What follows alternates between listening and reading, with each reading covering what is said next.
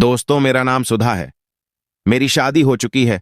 शादी के बाद मेरे साथ क्या क्या हुआ सब आपके साथ शेयर कर रहा हूं दोस्तों। मैं काम कर रहा था तो मेरे सासू मां बुलाया। सुधा, जरा तेल गरम करके ले आ, पैरों की मालिश कर दें, आज बहुत दर्द हो रहा है। आटा गूंथती सुधा जी के कानों में यह आवाज पड़ी तो उसके हाथ जल्दी से चलने लगे। उन्होंने फटाफट आटा ढका और तेल लेकर सासू मां दमयंती जी के कमरे में चली गई। बड़ी देर लगा दी। आखिर इस बुढ़िया की घर में सुनता कौन है? तुझे सेवा करवाने के लिए ही तो ब्याह कर लाए थे, पर तू तो बड़ी आलसी निकली। पिछले 25 सालों से मैं तुझे बर्दाश्त कर रही हूं, और कोई सास होती तो धक्के मारकर दूसरी बहू ले आती। अपनी सास के तानों से सुधा जी का मन छलनी हो गया। पर अब तो ये रोज की ही बात है। वो पिछले कई सालों से बर्दाश्त कर रही थी। वो पढ़ाई में होशियार थी, पढ़ लिख कर अपने पैरों पर खड़े होकर जीवन आत्मनिर्भरता से बिताना चाहती थी। पर अचानक से सोमेश बाबू का रिश्ता आ गया।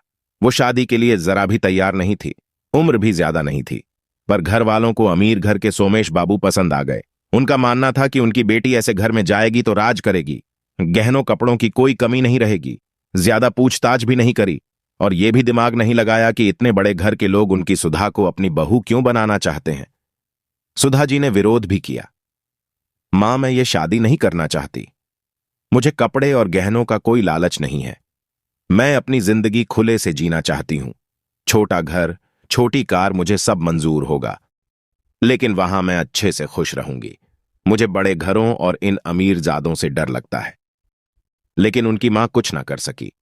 पिताजी ने रिश्ता तय कर दिया। सुधा जी बहू बनकर आ गई। पर इन बड़े घरों में कुछ ही दिनों में उनका दम घुटने लगा। सोमेश बाबू कभी कभी पति का हक जताने आ जाते थे और अधिकतर गायब ही रहते। सुधा जी अपनी सास से कुछ कहती तो वो यही बोलती, कभी अमीरी नहीं देखी तूने तो पता नहीं होगा। अमीर घरों के आदमी कैसे अपनी जिंदगी बिताते हैं। तुझे बड़ा घर मिला, कपड़े गहने मिले, ये सब कम है क्या? ज्यादा से ज्यादा बच्चे भी मिल जाएंगे। एक पत्नी को और क्या चाहिए? सुधा जी के पास और कोई चारा नहीं था। पढ़ाई पूरी नहीं हुई थी, मां के घर वापस जाना संभव नहीं था। उन्होंने नियति के इस फैसले को स्वीकार कर लिया। धीरे धीरे समय बीतने लगा। वो 3 बच्चों की मां बन गई।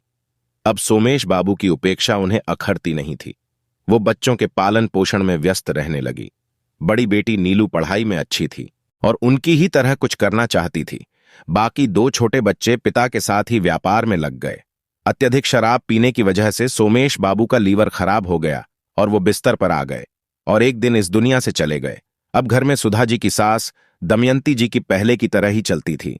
सुधा जी आज भी उनके सामने कुछ ना बोल पाती थी। एक दिन सुधा जी के पैरों के तले जमीन सरक गई जब उन्हें पता चला कि दमयंती जी ने उनसे बिना पूछे ही नीलू का रिश्ता तय कर दिया। नीलू भी ये जानकर अपनी मां से लिपटकर रोने लगी। उसने बचपन से अपने पिता और दादी का व्यवहार मां के साथ देखा था। वो कुछ कहती भी थी तो दोनों उसे चुप करा देते थे। सुधा जी ने बेटी को गले से लगाकर कहा, जो मेरे साथ हुआ वो तुम्हारे साथ नहीं होगा। मैं ये अनर्थ नहीं होने दूंगी। और वो नीलू को साथ लेकर दमयंती जी के कमरे में चली गई। मां जी, नीलू अभी शादी नहीं करना चाहती है, और अपनी ही तरह के अमीर घराने में तो बिल्कुल नहीं, क्योंकि उसे पता है इस तरह के घरानों के आदमी कैसे होते हैं, जो अपनी पत्नी को कपड़ों और गहनों से तो लाद कर रखते हैं, पर कभी इज्जत, सम्मान, प्यार और आजादी नहीं देते हैं।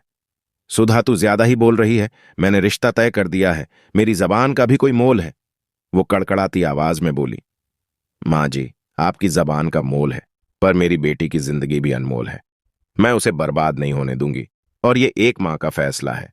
मेरी बेटी की जिंदगी का फैसला करने का मुझे पूरा हक है। नीलू जब तक चाहे पढ़ेंगी और जब उसकी मर्जी होगी अच्छे से देखभाल कर शादी करेगी। सुधा जी अपना फैसला सुना चुकी थी। आज बहू का ये रूप देखकर दमयंती जी की बोलती बंद हो गई थी। ये सब देखकर नीलू के चेहरे पर मुस्कान छा गई। दोस्तों, मैं हूं सुधा। कैसी लगी मेरी कहानी?